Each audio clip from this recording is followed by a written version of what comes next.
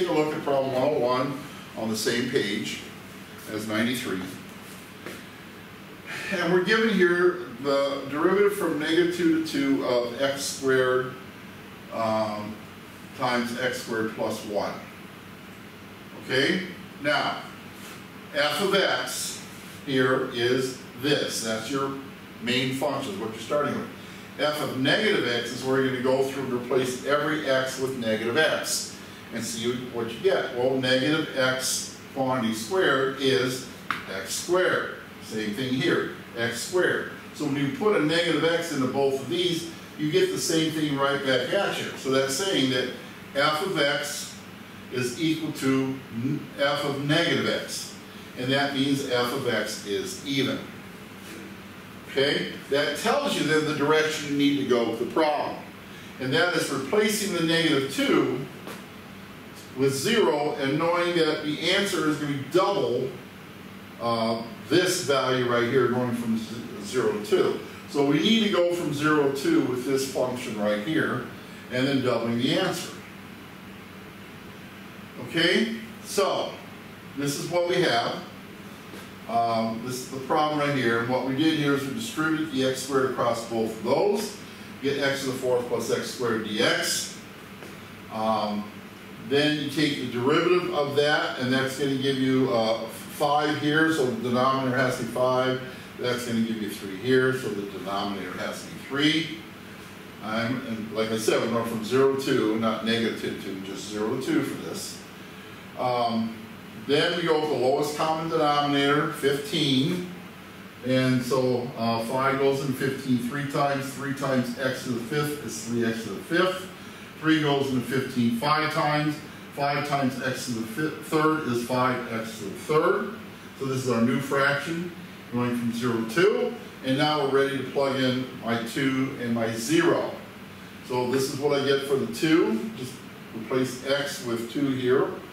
And plug in the 0 for the x for the subtraction part. Well, you get 0 in the numerator here, so that just cancels out. You don't have to deal with that. So we have to deal with this. So 2 to the 5th is 32. 32 times 3 is 96. 2 to the 3rd is 8. 8 times 5 is 40. Over 15 gives you 136 over 15 for that half. So now you double that. Like I said, this is going to equal double that. Going from -2 to 2 is you double 0 to 2. So it's 2 times 136 over 15, which is 272 over, and that should be 15 right there, not 5. And that's how you do that. Okay? So I did another one here. I did the other odd number problem that's associated with the even number problem that you'll be doing. Did the same thing here, only now it's a trig function, which is good. This is what we need. But now we got a mixture of sine and cosine. And we know, or you should know, if you don't, you look at the table to make sure you understand that you have a mixture of 2 different things. So this is where the chain rule is going to come in real handy. But before we do that, we may not have to do that, but before we do that, we got to replace the negative x for sine x and for sine squared x and cosine x. So this is our test to determine whether it's even or it's odd. Now, the sine squared of any value is positive. So whether you're going positive x, or when I say positive x, let's say it's the first quadrant angle, and this is x right there, angle x. So we know that's a positive value here, and we know that the value of the sine here, because that's in quadrant 4, we know sine is negative. And in first quadrant, we know that sine is positive. And the reason why we know that is because all students take Campbell, right? Anyway. But when you square these values, these are identical values only in the opposite direction. I'll put a negative sign there to emphasize the fact that it's negative, but regardless, the value of the sine is the same, only opposite signs, but when you square it, the value is always positive. So this is the same as this. So sine squared. Cosine, however, to refresh your memory on that, cosine is positive in the first quadrant and positive in the second quadrant. All students take Campbell. Campbell, positive, cosine, positive. So this is going to give us a positive value of x, cosine x. And so that turns out that f of x is equal to f of negative x, making this function even. So now we get into the derivation of that thing. This is what we have given to us, but now we're going to change it to 0 instead of negative pi over 2, and then double the answer, just like we did in the last problem. We're going to replace sine of x with u, and the derivative of sine of x is cosine of x dx. So,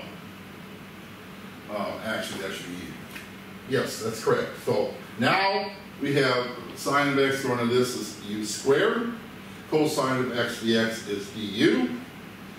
So that becomes then a very simple integration problem where this is going to be u cubed over 3, and then I brought this 2 over because it's doubling that, and we're going from 0 to pi over 2. So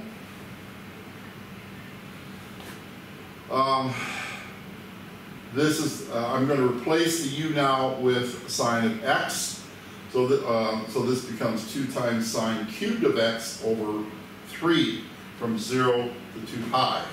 Plug in the 2 pi. For the first part of the subtraction, plug in 0 for that. Well, sine of 0 is 0 degrees, so that just drops out.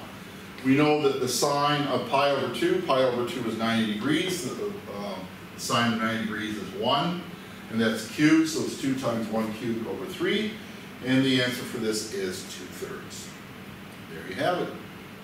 All right, practice problems.